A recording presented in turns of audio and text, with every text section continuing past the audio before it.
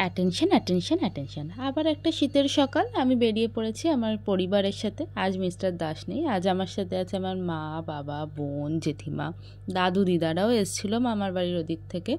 আপাতত আমরা সবাই কুটিঘাটের লঞ্চ ঘাটে পৌঁছে গেছি অটোয় করে, আর যাচ্ছি একটি মন্দিরের উদ্দেশ্যে। মন্দিরটা আমার বাড়ির থেকে খুব বেশি দূর নয়, কিন্তু দুর্ভাগ্যবশত এর আগে আমার যাওয়া হয়নি। ওই যে মন্দিরটা, বেলুড় মঠ মন্দির, হয়তো তোমরা অনেকেই গেছো। সকাল সকাল যেতে হয় ওখানে, যদি তুমি ভোগ খেতে চাও ওখানে গিয়ে লাইন দিতে হয়। মন্দিরের দুটো টাইমিং আছে, সব কিছুই আমি ডিটেলস শেয়ার করব এইখানে, শেষে বলে দেবো সব টাইমিং। আপাতত আমরা দেখো অলমোস্ট পৌঁছেই গেছি মন্দিরের কাছাকাছি। এই মন্দিরের আশেপাশে না এই দোকানগুলো বসে, অনেক সকালে গিয়ে পৌঁছেছি তো তো দেখো সব দোকান খোলেনি, ফিরছিলাম যখন সব দোকান খুলে গেছিলো। এই সকালবেলা এখন গেছি, আমার দাদু তো আমাদেরও আগে পৌঁছে গেছে, দূর থেকে এসছে, সেই শ্রীরামপুর থেকে পৌঁছে গেছে। গিয়ে আমাদের পৌঁছানোর আগে সে টিকিট কেটে বসে আছে, কোথায় আমরা গিয়ে তাদের টিকিট কাটবো না, সে টিকিট কেটে বসে আছে। যাই হোক, তো একটা নিশ্চিন্ত গিয়ে আর টিকিট ভোগের লাইনে দাঁড়াতে হচ্ছে না, দাদু অলরেডি কাজ কমপ্লিট করে দিয়ে বসে আছে। আমরা যাচ্ছি, রাস্তায় দেখো এই মাংকিগুলো বিস্কিট দিচ্ছে, আর এ তো পুরো রিজেক্ট করে দিল, বিস্কিট লাগবে না, আমি অনেক বিস্কিট খেয়ে নিয়েছি। চলো ঢোকা যাক এবার।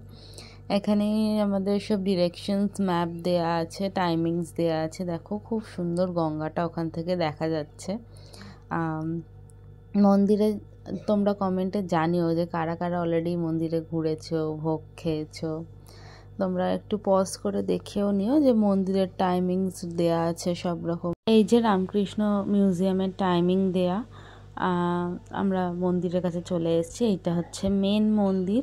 এখন তো মেন মন্দিরে ঢোকার কোনো অপশানই নেই, কারণ কি আমরা যখন গিয়ে পৌঁছেছি আগে ভোগের লাইনে দাঁড়াতে হবে, তবে আমরা ভোগ পাবো। অলরেডি আমি তোমাদের গিয়ে দেখাবো যে কী বিভৎস লাইন পড়ে গেছে এখন। ও হ্যাঁ, আর একটা কথা তোমাদের বলে দিই, সকাল থেকে কুপন দেওয়া শুরু হয় ভোগের জন্য। তোমরা তোমাদের ইচ্ছে মতন একটা অ্যামাউন্ট দিয়ে ওখানে ভোগের কুপন কেটে ভোগের লাইনে দাঁড়িয়ে তোমরা যত ইচ্ছে ভোগ খেতে পারবে। আচ্ছা, এটাও একটা মিউজিয়াম, এটা তো দেখতেই পেলে টাইমিংও দেওয়া ছিল, তোমরা একটু পজ করে দেখে নিও। এখন আমরা চারিপাশ ঘুরছি প্লাস খুঁজছি দাদুরা কোথায়, ভোগের লাইনটা কোথায়। এক্ষুনি কিছুক্ষণের মধ্যে আমরা পৌঁছে যাব জায়গাটাতে, তোমরা দেখতেই পাবে। ওখানে গিয়েই তোমাদের ভোগের টিকিট কাটতে হবে। দেখো চারিপাশটা কি সুন্দর ফুলে ঘেরা, আর এইখান দিয়ে হেঁটে গেলেই সোজা মেন মন্দিরের ওখানে। কিন্তু এখন আমরা ঢুকবো না, যেহেতু ভোগের টাইমিং হয়ে গেছে, এর চেয়ে বেশি দেরি করে লাইন দিলে আর হয়তো ভোগ পাবোই না। তো আপাতত আমরা যাচ্ছি দাদুদেরকে খুঁজতে আর ভোগের লাইন দিতে।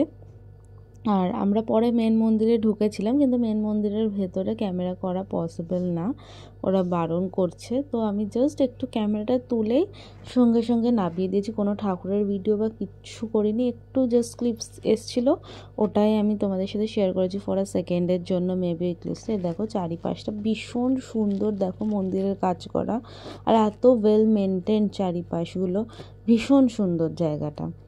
তো আমার তো গিয়ে খুবই ভালো লেগেছে। এই চলে এসেছি, এই জায়গা থেকে হচ্ছে তোমার ওই কুপনসগুলো দেওয়া হয় ওই মন্দিরের, ওই মেন মন্দিরটারই পেছন দিকটা, এখান থেকে কুপনগুলো দেওয়া হয়। এখানেও আমি চাইছিলাম যে তোমাদেরকে একটু টাইমিংসগুলো দেখানোর, যে কোন টাইমিংয়ে ভোগটা দেয় বা কিছু। দেখো আঙ্কেলটা আমাকে সরিয়ে দেবে, মানে ভিডিও করতে দিল না। দেখো 11:30টার সময় এসছি, 11:30টাও বাজেনি, 11টা মেবি তখন বাজে, কি লাইন পড়ে গেছে।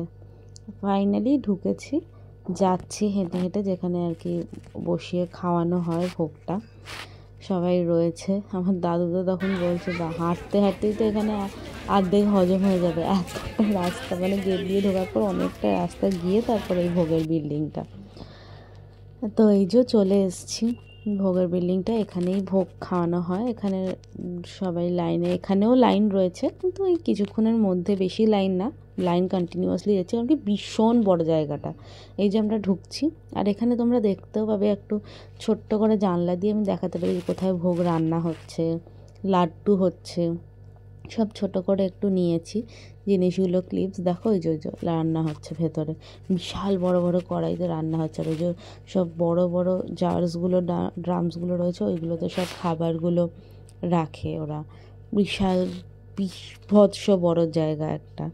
তো আর প্রচুর মানুষ একসাথে বসে ওখানে খাচ্ছে। যে আমরা ভোগ খেতে ঢুকে গেছি, দেখো সবাইকে লাইন করে পর পর খুব সিস্টেমেটিক্যালি সব কিছু নিয়ম মেনে ভোগ দেওয়া হচ্ছে। আমরা সেদিনকে ভোগে পেয়েছিলাম খিচুড়ি, চাটনি আর সন্দেশ, আর লাড্ডুও পেয়েছিলাম, কারণ কি ওখানে স্পেশালি লাড্ডু তৈরি হচ্ছিল, তো ওই লাড্ডুও পরে আমরা পেয়েছিলাম। ঠাকুরের ভোগ এমনি খেতে খুব ভাল লাগে, আর মানে সেদিনকে বসে খেতে ভীষণ ভালো লাগছিলো। আর এত গরম ভোগ দিচ্ছিল না, মনে হচ্ছিলো পুরো একদম সবে মানে কড়া থেকে তুলে যেন আমার প্লেটেই দিয়েছে, খাওয়াই যাচ্ছে না, এত গরম ছিল, কিন্তু খুব টেস্টি ছিল, খুব টেস্টি। আমরা নিয়ে এই যে বসে গেছি, দেখো ভোগ নিয়ে জায়গা খুঁজছি, প্রচুর লোক একসাথে বসে খাচ্ছে, তো এই যে খাচ্ছি, দেখো অল্প অল্প করে তুলছি, খেতে পাচ্ছি না, এত গরম ভোগ। তো তারপরে অ্যাজ ইউজুয়াল ভোগ খেয়ে বেরিয়ে যাওয়ার পর টাইম তো কাটাতে হবে, এদিক ওদিক ঘোরাঘুরি করছিলাম 3:30 অবধি, কারণ কি ভোগ খাওয়া হয়ে গেছে 12টা, 12:30টার মধ্যে আমরা বেরিয়ে গেছি ওখান থেকে। তো 3:30 অবধি কোথায় থাকবো, এই পাশে একটা জায়গা ছিল, এখানে ঘুরছিলাম।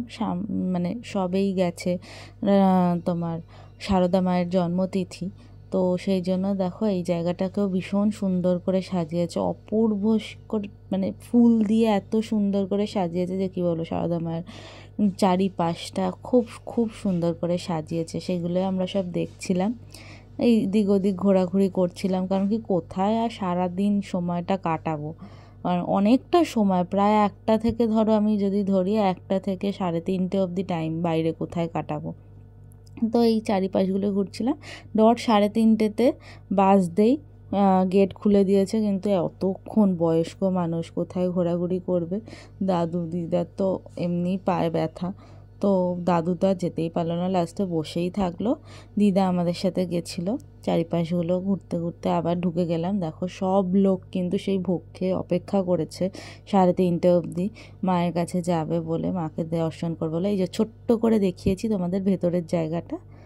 ব্যাস, আশা করছি ভালো লাগলো তোমাদের এই ভিডিওটা। এবার বাড়ি ফেরার পালা। তোমরা যদি ভালো লাগে লাইক করো, কমেন্ট করো আর সাবস্ক্রাইব করো। Thank you, tata.